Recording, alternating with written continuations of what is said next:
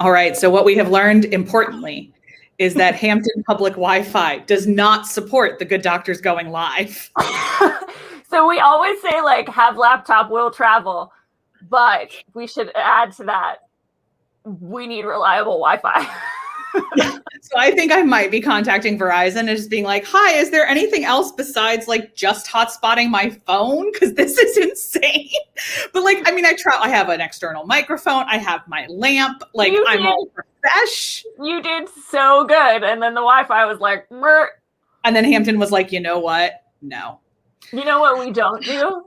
Let people stream live videos. Let people stream things. Okay. So hi, everyone. I am in Charleston, South Carolina. Good morning. I'm still in Pittsburgh. With reliable internet. So my poor Verizon bill this month. Sorry ahead of time to my brother who will pay the bill. Yeah, I was about to say, this can go into company expenses. I am in Charleston, by the way, checking in with our corporate partners. Abbey Research is corporate partners with Charleston Southern University and starting the Community Research Institute, which we have not talked a whole lot about on this channel, but we will in the future. Oh, yeah. So I am not just here for funsies, but I am fully vaccinated, but still the flight was nerve-wracking. Oh, like I can't even imagine being around like other humans. My God, there were so many of the public. But speaking of a lot of other humans. Sure. Northern Ireland. We know a lot of humans in Northern Ireland. Yeah. We know a lot of them there. And a lot of humans have been out of their homes recently and taking to the streets.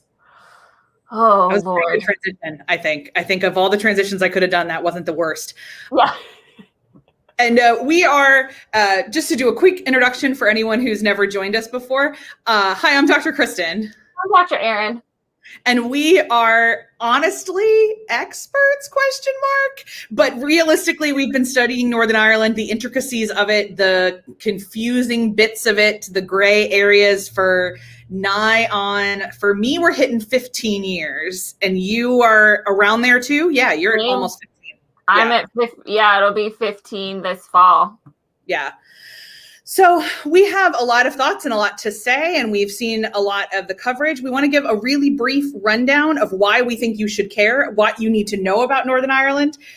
First of all, the very first thing you should know is that it is a country. Yeah. So let's start there. This is still a point of confusion for many Americans that we meet. Oh, many British people even. Oh, that's true. Super. Yeah. Oh my God. The number of times I flew to England and handed them a Northern Irish Great British Pound banknote, and someone said, I don't take like, I can't take this money. This isn't legal tender. Cool. No, it has Lizzie's face right on it. It's right there. But it is legal tender. Okay. So it's a country. Population, last I checked, is still around about 1.5 million, a little bit lower. It is a tiny little collection of the 6 northeasternmost counties on the island of Ireland. It's been that way since 1921. There have been disagreements about it since 1921. And really there have been disagreements about it since like the year 902, probably. And well before, yeah. No one is entirely happy with anything that's happening. So just a blanket statement. That is the most succinct and accurate, vague statement I've ever heard about Northern Ireland. That was brilliant.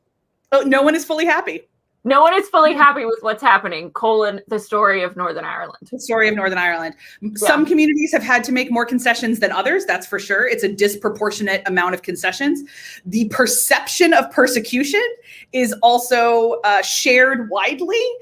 And is both accurate and inaccurate, depending on who we're talking about. We want to let you guys know that if you've got questions about anything that we're talking about today, whether you're catching us on the replay, hi, replay friends. Hi, replay friends. Or you're with us in our live time together, we are open. There is no dumb question about Northern Ireland. Absolutely. There is no question that we will honestly probably find offensive about Northern Ireland. Yeah. Ask whatever, because we've been answering it for students and adults and family members for years. For so long. What kicked this particular, sorry, go ahead, E. No, go. What were you going to say? I was going to say what kicked this particular thing off is that over Easter weekend, there was a real concentrated height of armed violence again. after a longish period of more verbal political violence, potentially.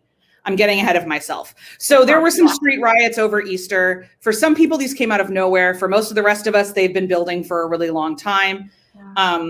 My memory is the last time we had this kind of concentration in terms of days and locations was probably the 2012 and the flag protests.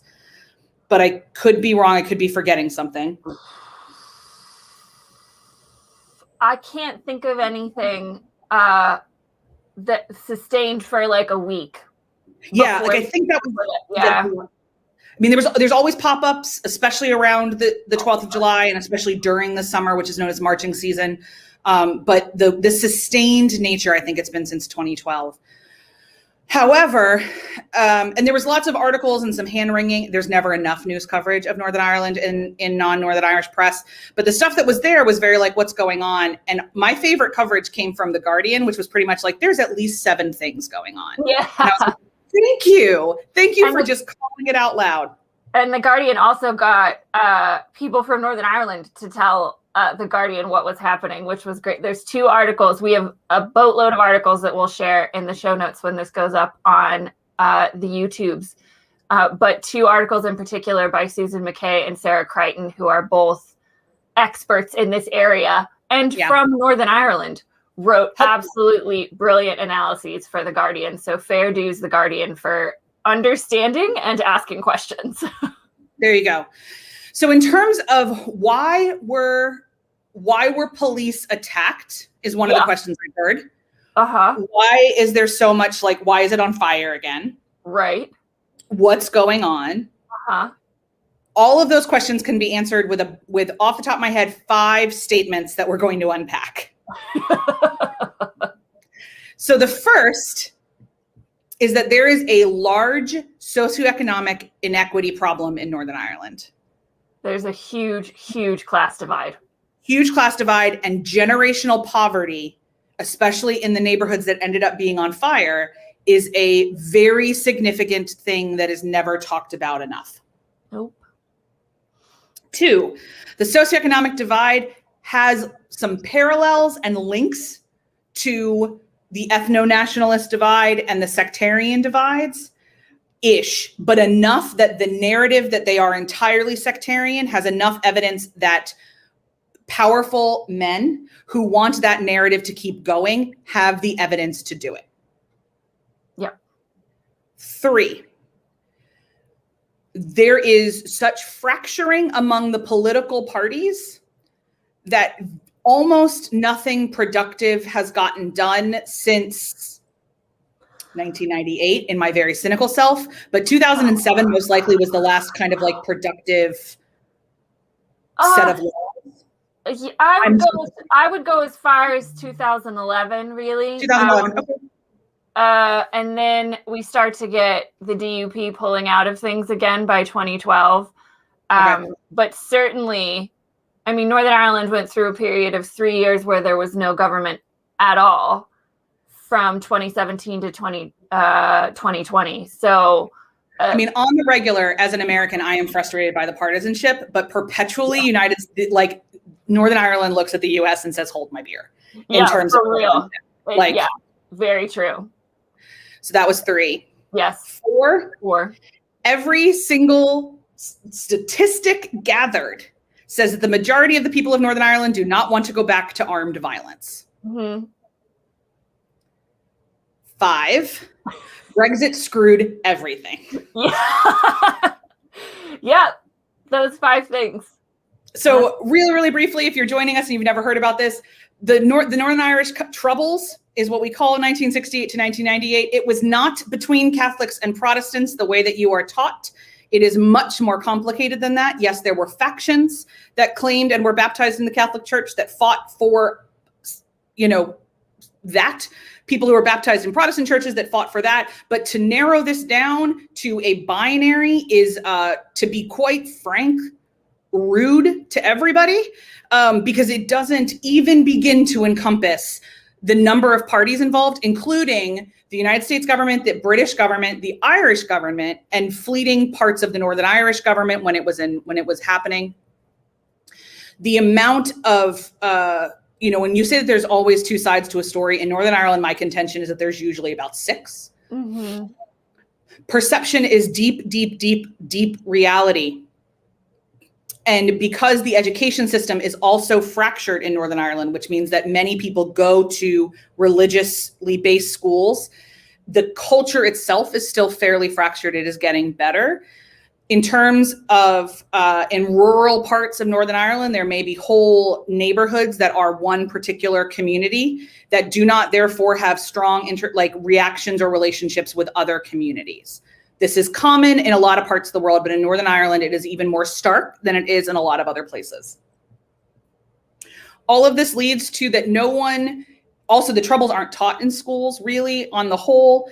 My husband, who grew up in the West in County Tyrone, will tell you that I know significantly more about Northern Ireland than he does. Because by the time I read about 3 books more than he was taught.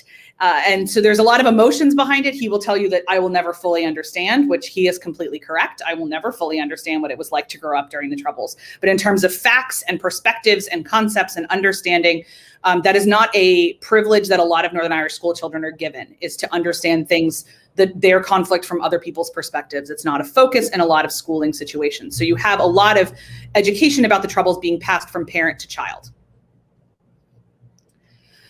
Okay, is there anything else overall that can set us up for going into this?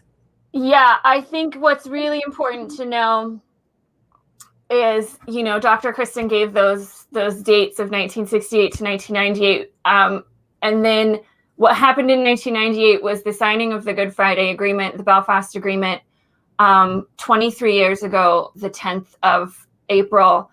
And to say that these riots happened around that anniversary for a reason, I think is not accurate, but I'm not surprised at all that they happened around that anniversary, because what the Good Friday Agreement represented and continues to represent is baked into this conflict. These riots didn't occur because of the anniversary of the Good Friday Agreement, but by the date, but the content and the reason of the Good Friday Agreement and who was enacting this street violence, both from a higher up perspective and who was throwing the petrol bombs and bricks. And all of that has to do with what the Good Friday Agreement was, what it didn't accomplish, what it is perceived to be by all these interwoven groups and actors on this level. And so I think that's, for me, the more I've read about it and the more I think about it, we divide Northern Irish history into kind of 2 chunks: modern history, pre-Good Friday Agreement, post-Good Friday Agreement. And what I wanted to read from to kind of set this context even better was a Guardian article that will be linked below by Stephen Donnan Dalzell. Sorry, buddy, mispronouncing. Oh, yeah, I know him on Twitter. Hey, Twitter friend. And he knows our colleague and dear friend, Dr. Orla Campbell, fairly well. So yes, we're all fantastic. Yes, we're all friends. Everyone we know in Northern Ireland knows everyone we know in Northern Ireland. Everyone we know in Northern Ireland, yeah. And I just want to read the first few paragraphs of his opinion piece, because I think it's way better than anything Dr. Kristen or I could come up with, and it really sets the stage for what we want to talk about in this live. So, it's 23 years since the signing of the Good Friday Belfast Agreement, which effectively brought the conflict in Northern Ireland to a halt, but didn't deliver on the promises of peace, prosperity, and stability. It would be easy to attribute the recent violence in Belfast and elsewhere to Brexit, to the Northern Ireland Protocol, to the perception of policing between the 2 communities, among other things. But that would be a simplification of issues that run as deep as the Lagan River, which is the river that runs through Belfast. In 1998, when I was 10 years old, my generation was told that peace was within reach, that the new Northern Ireland Assembly would finally allow the people of this place to govern themselves. The devolution of policing and justice arrived after a number of false starts, and for a while, all seemed calm. Yet much of it was held together by naivete and hope. The conflict may have ended, but the fighting didn't. The fight for jobs, education, mental health, and addiction support, for housing and investment continued on and on, with the political establishment across these islands simply equating the absence of violence with the success of the peace process. Except there was no process. There was war, and then there was peace. The transition between the two didn't manifest as a benefit to working class communities across Northern Ireland in any real or meaningful way. Paramilitaries still exist, deprivation is still rife, educational underachievement and health inequalities still pervade in the most economically inactive parts of the country. Water cannon and rubber bullets being used once again on young people is reminiscent of a time that those young people don't even remember. They were supposed to be the generation that inherited the peace, and instead they got secondhand trauma that hangs all around them in the murals, in the flags, in the memorials to the murdered and those who took life. And I mean, I was earnest when I said we couldn't say it better, but for me, that he encapsulated into the fact that there was no process. No. There was war, and then there was peace, and there was no negotiation. And in Northern Ireland, we talk a lot about the lack of a peace and reconciliation process. A lot of people make comparisons between Northern Ireland and South Africa. South Africa had a peace and reconciliation process. Northern Ireland has heretofore yet not had one. Rwanda had one too. And Rwanda, there's been no negotiation. Yeah. They negotiated the settlement of the Good Friday Agreement. But since then, there's been very little earnest and genuine compromising and consideration of all the different people in Northern Ireland. And definitely, I wrote class in my notes in like all caps. Like classes, there's such a class divide between the people in government and the communities that are impacted the worst in all things and have been for a really long time. It's no joke. It's no accident that the places that were most impacted by violence during the Troubles are experiencing the highest rates of poverty, suicide, deprivation, are the places where this violence was borne out over the last couple of weeks.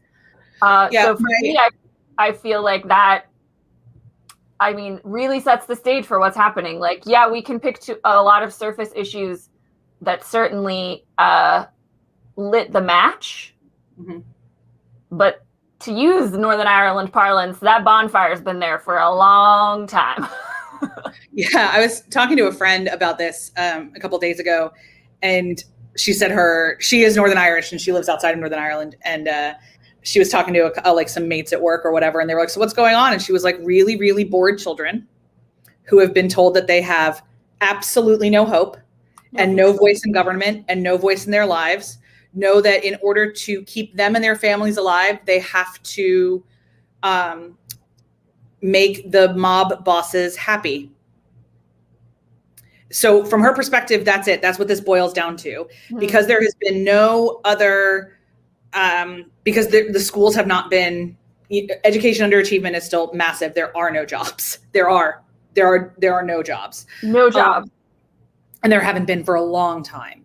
And because there's no pathways out, students, teenagers especially, and like this is all over the world. Like this is Kensington in Philly and Watts in Los Angeles and Southside Bronx. Like this is a global story.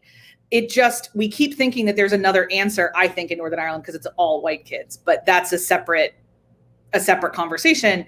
Yeah. It is not different. It is students who have nothing, who are told that they will never have anything, who are being paid 20 quid a petrol bomb to throw it at cops.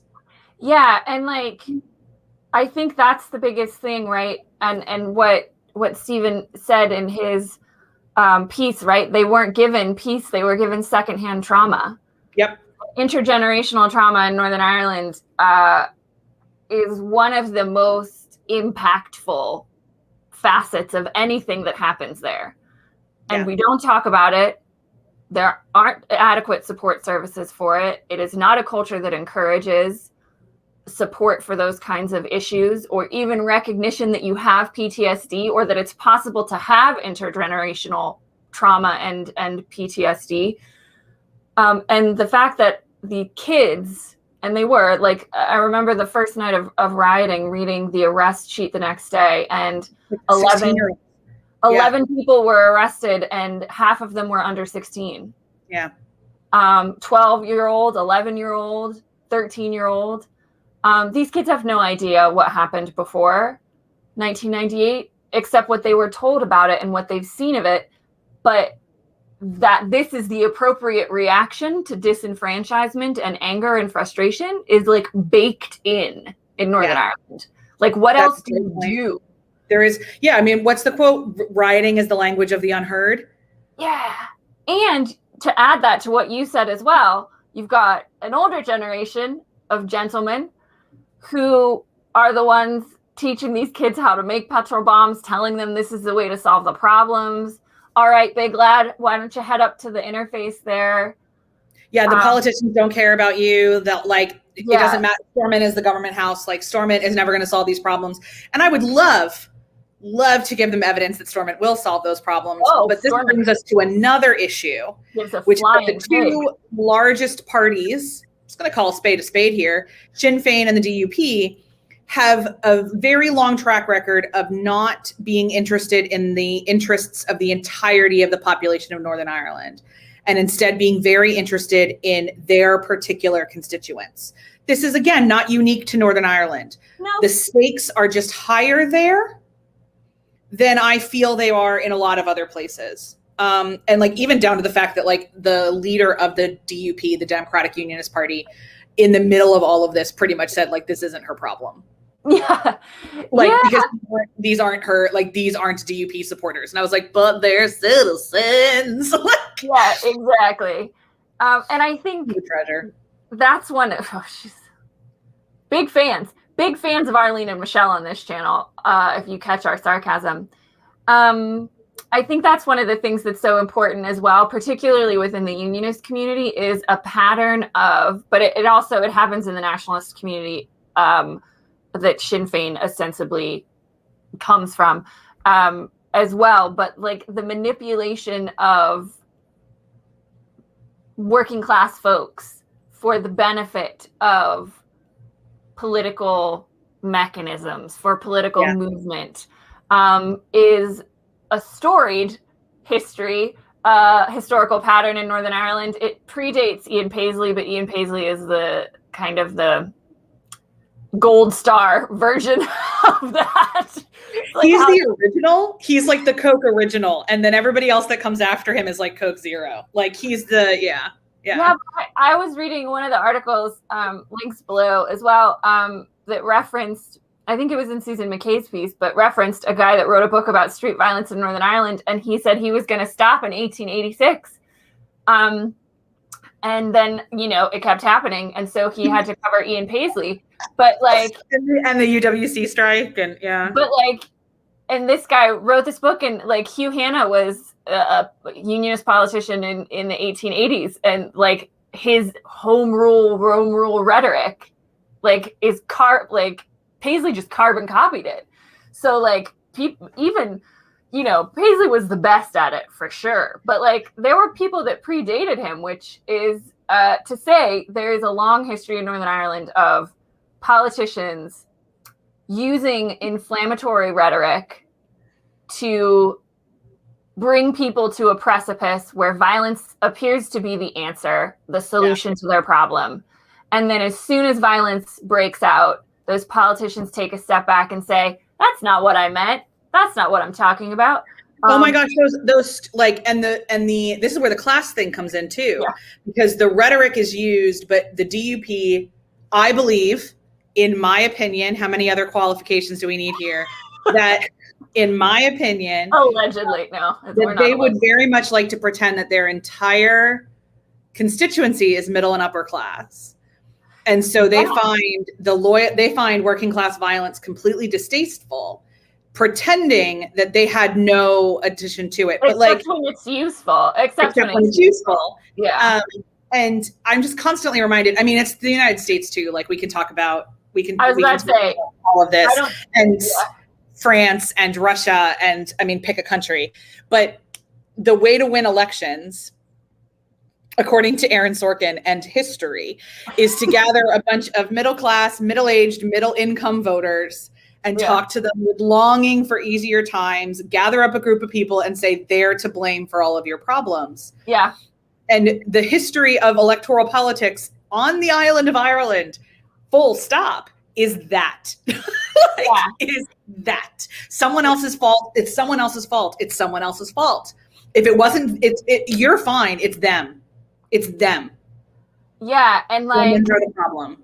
If we just, we can run through a litany of examples of that, just in the history of the Troubles, the Civil Rights Movement, and marches there, the Ulster Workers' Council strike in 1974, the Anglo-Irish Agreement in 1985, Drum Cree riots in 1996, leading all up to this point where, the politicians, the flag protests where the DUP handed out leaflets in parts of Belfast saying this is how they're taking away your identity. And then when riots broke out at City Hall, the DUP was like, we didn't want that to happen. That isn't what we wanted at all. So what are you talking about? Into this comes Brexit and COVID. Oh, yeah. So like it is both baked in and also surface issues. Like it's a both and. Yeah. And like certainly there's a thing with a funeral that like is a thing, but like you don't really need to know about it in terms of the larger stuff. It is a thing. I mean, it's a perception that the police service in Northern Ireland are biased in their policing. And it has infiltrated the unionist community in a way that has destabilized belief and support in the police service, which is a real serious thing because and could lead to a lot of future problems because without community-wide, cross-community support for the police, it's a real unstable element in Northern Ireland. But yeah, that is part of it. The Brexit protocol and the fact that Brexit is happening exactly the way everyone said it would, and the DUP is like, shit, we were hoping that wouldn't happen, and are searching about for people to blame, not themselves. Because heaven forbid they take accountability for any of their actions. That's never been their party's policy. Why should ever they start now? This is not a DUP Stan account. If anybody comes across this video and is like, wow. Honestly, like we can't vote in Northern Ireland. And so we don't really have to. We don't have to. Yeah, but something you said I wanted to make sure and touch on as well. And this idea within so many young people, especially in working class, low income communities, that they have no future. Yeah. And like the argument, and a dear friend of ours, Tony Novosel, sent an article around this morning that was a former Republican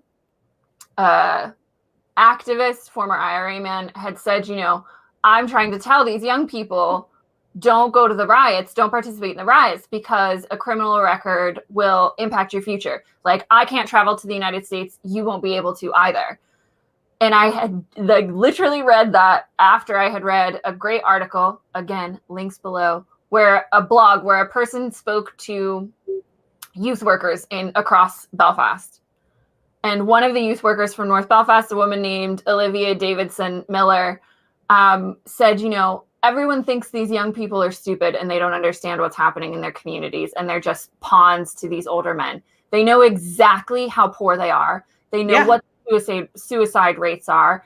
They know. And her quote was, they don't feel like a future is something for them.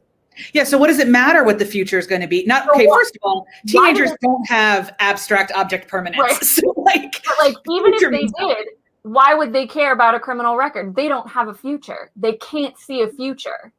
Yeah. 20 quid right now feeds me or buys the high that I need to mentally get through this or does whatever. I don't really care if in 5 years I can't go to Disney World. What is it? I'll never afford Disney World anyway. I was never going to Disney World anyway.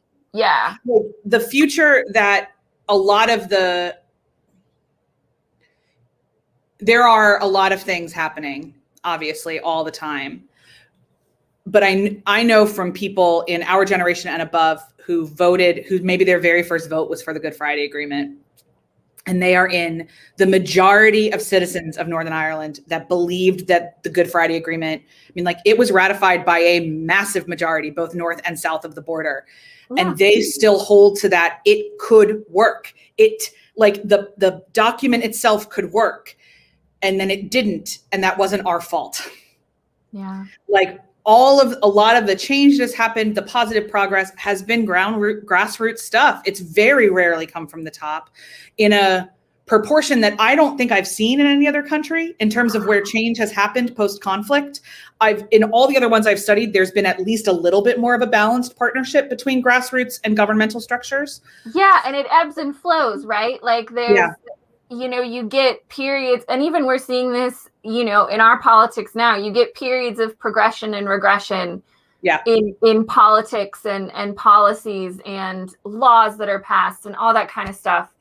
And it's not in Northern Ireland, and there's such a disconnect. I mean, all of this is happening, and this said same party, DUP, has tabled a motion to include a form of conversion therapy for LGBTQ humans in Northern Ireland. And it's just, that is such a disconnect from what the majority of Northern people in Northern Ireland want.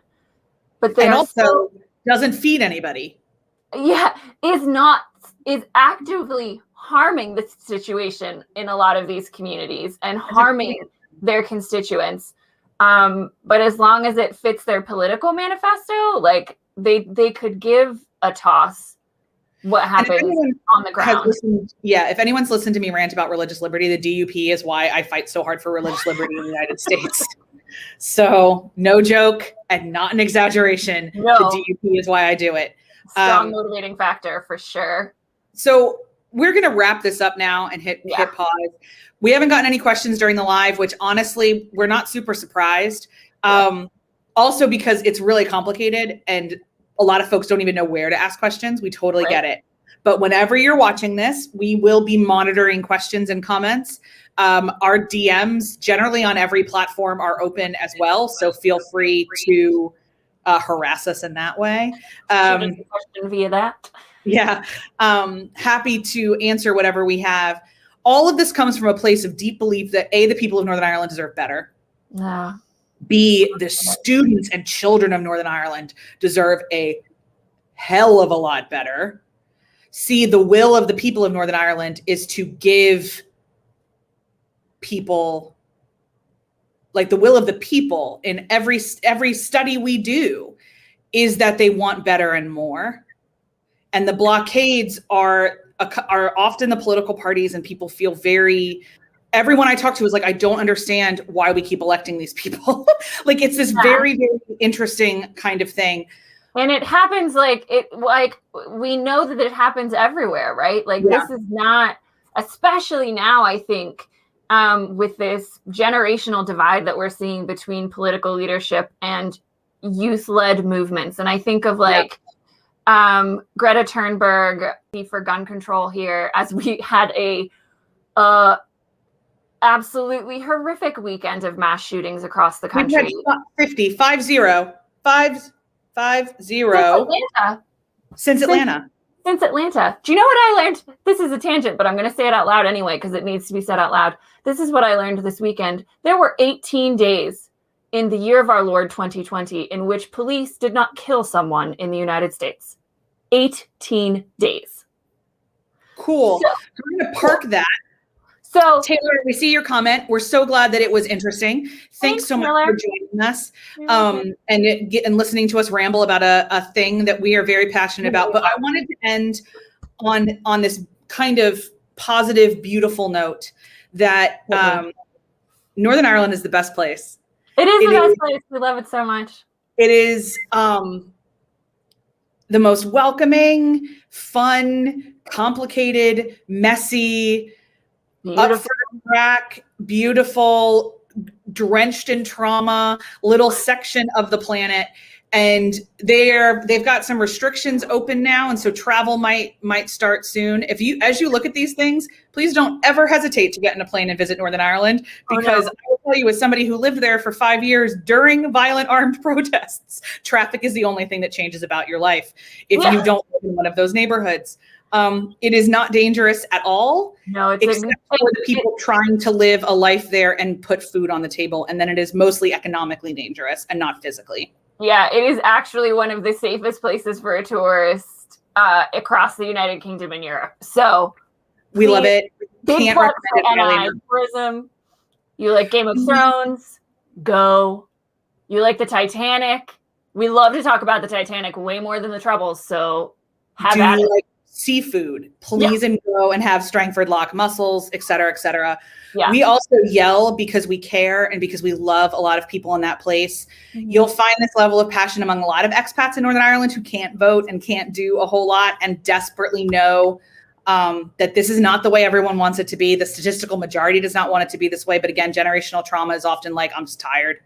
And this is so messy, but worthy of all of our attention. So we want to thank you for joining us wherever you are, whenever you are. Again, always happy to talk about Northern Ireland. Yep. We have not decided on our topic for our live next week yet. However, I'm sure the world will be on fire between now and then, and we'll find something else to talk about. If you've got suggestions, as always, we've got the list from last week of parasocial relationships and power dynamics and more YouTube stuff. Morphe has actually dumped James Charles. So there's lots and lots of stuff on the YouTubes, as always, that we could talk about, or in the world in general. So if you've got something you'd love to hear us ramble about next Monday, hit us up. Drop it in the comments. We'll pick something from the hat, and we'll see you then. Bye, everybody. Take care, everybody.